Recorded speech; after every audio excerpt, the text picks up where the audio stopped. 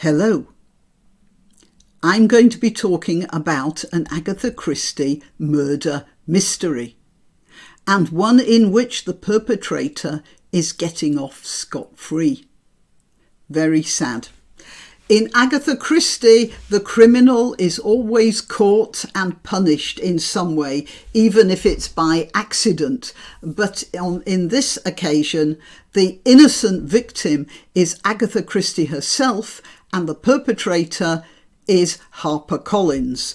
And here we have the story. Agatha Christie Classics, latest to be rewritten for modern sensitivities. I would respectfully suggest that the modern sensitivities exist nowhere but in the minds of HarperCollins risk-averse lawyers and some overworked, underpaid, low-grade sensitivity readers that they have employed to find fault. And I further have to point out that when somebody is paid to find fault, if their living depends on finding fault, if the food on their table comes from them finding fault, then fault they will find.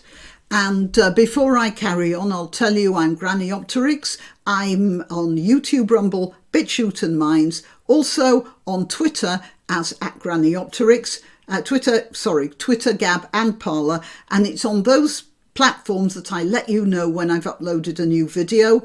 Please like this video, please share, please subscribe. If you're subscribed on YouTube, just check your subscription is still active. I've had lots of complaints about that. And you can help me financially as well. There are 3 links in the description. In fact, all the links are in the description if you want to look for them. What else? No, that's about it. Yeah, liking the video is really the best thing you can do for my channel though. And now, before I tell you actually about the story, I want to point something out. We are all concerned about how stories seem to grab the Anglosphere. Well, one of the ways they do this is in this way.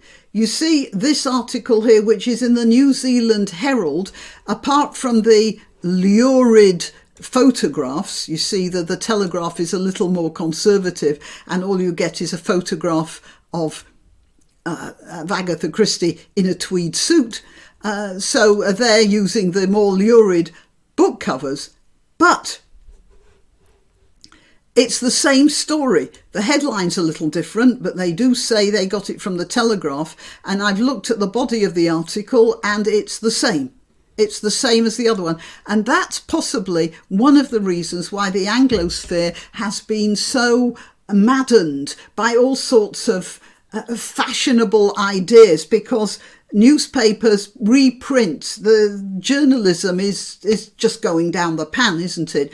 And journalists, or so-called journalists, are very often just people who look for stories elsewhere, give them a new headline and then send them to the editor, sometimes even with the same grammatical mistakes. And that is a bit of a problem. I noticed it a while ago and I keep talking about it. But let's look at this. Here we have Agatha Christie novels have been rewritten for modern sensitivities. The Telegraph can reveal. The novels have not been rewritten. They have been mutilated, they have been murdered, they have been strangled, they have been smothered, they have been censored, they have been bowdlerized, they have been ruined, because a lot of the sort of things about which Agatha Christie writes show the attitudes of people at a certain point in British history. And by removing them, you are removing context. Poirot and Miss Marple mysteries have had original passages reworked, mutilated, murdered, smothered, all the other words, or removed, Bowdlerised. In new editions published by HarperCollins, the character of a British tourist venting her frustration at a group of children has been purged from a recent reissue. So if a woman doesn't like children, is that something that's going to have people clutching their pearls as they're reading their novels? How long do you want to bet that it will be before clutching pearls becomes a racist or something that's got to be Bowdlerised because it refers to pearls, and pearls are stolen from dead, oysters? Yeah? Don't laugh. It's coming to us all. Digital versions of new editions seen by the Telegraph include scores of changes to texts written from 1920 to 1976, stripping them of numerous passages containing descriptions, insults, or references to ethnicity. But you see, references to ethnicity was something that they did in the first half of the 20th century and well into the second third, actually.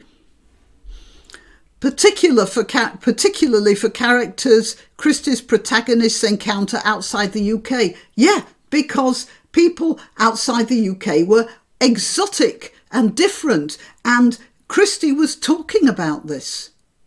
And why should we imagine that everything was white and the same? Because it looks like in many of these cases they're pretending that there is no difference in skin colour or type or ethnicity or anything, which of course is nonsense.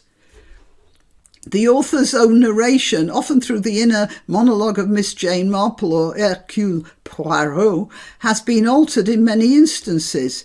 In the 1937 Poirot novel, Death on the Nile, the character of Mrs. Allerton, now that's the children thing, vocabulary has been altered with the term Oriental removed.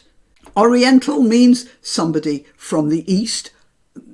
Are they not supposed to be from the East?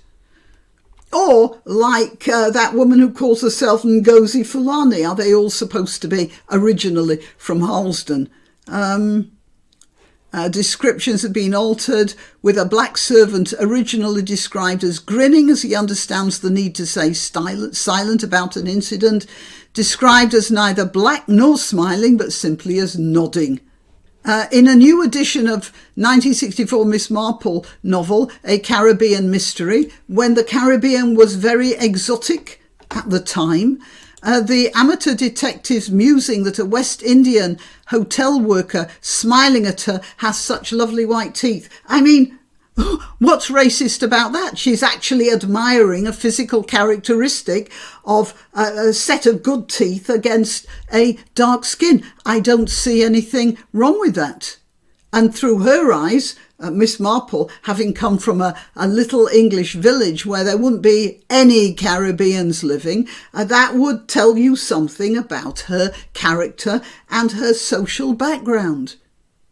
They have removed that now. They have murdered the story. They have murdered her cultural background. References to Nubian people, an ethnic group that's lived in Egypt for millennia, have been removed from Death on the Nile in many instances, resulting in the Nubian boatman becoming simply the boatman. So why are they ignoring the fact that there are Nubians in Egypt?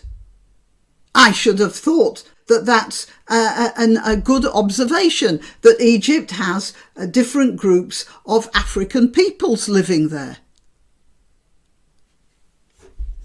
It's absolutely disgraceful. But you see, when you're reading the novel, you don't know that the Nubian boatman is just now the boatman. You just see the boatman. So you assume that's just another Egyptian.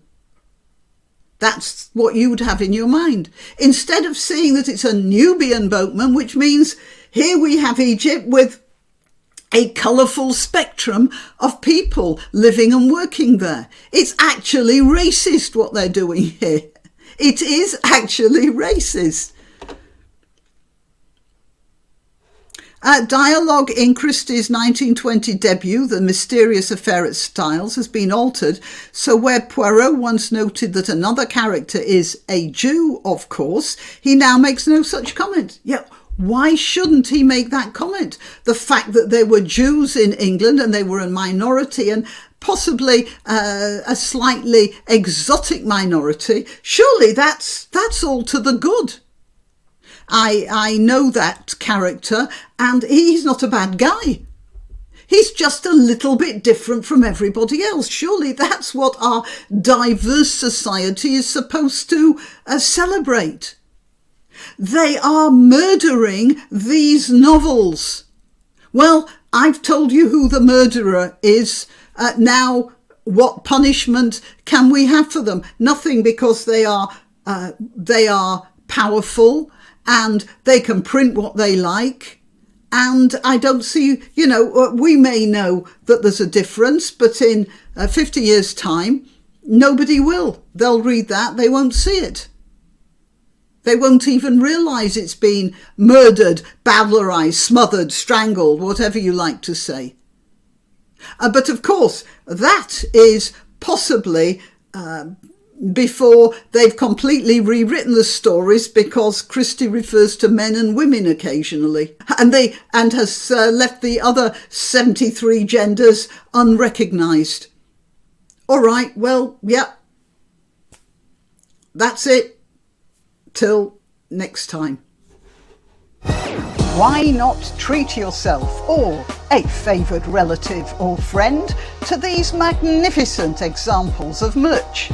The mugs and t-shirts come in the granniopteryx design or Granbo with a firearm or the more deadly knitting needles. Go to www.granniopteryx.com and whatever platform you're watching this on, please click like, subscribe and share.